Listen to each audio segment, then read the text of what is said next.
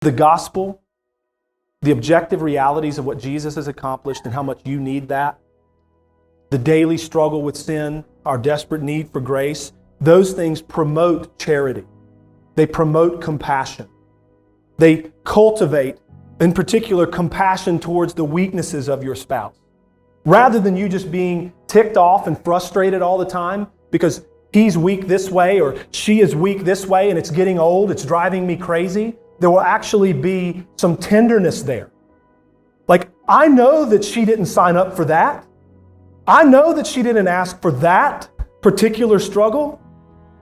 She has found righteousness in Christ and she has found grace in God just like me. I know I've got these horrible, jagged edges of my personality too.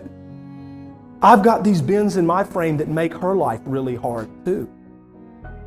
And because of the grace and the forgiveness that I've known in Christ from God, I'm going to be compassionate towards my spouse as a fellow sinner, as a fellow struggler. Brothers and sisters, your marriage or any relationship for that matter is not, hear me say this, is not the paradise you long for.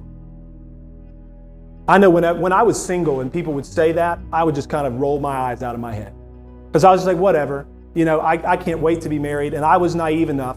I had decent theology, I think. And I was naive enough to think that I would somehow escape the problems that so many married couples have, like I talked about earlier. I was that young, naive, foolish person. Your marriage is not the paradise that you long for, and it will never be that. You need to come to terms with that. And that's not a slight to your spouse or even to you. It's just true. And it won't ever be that paradise that you long for because God has bigger plans for you. God has bigger plans and a greater design for you and me. He has justified you in His Son.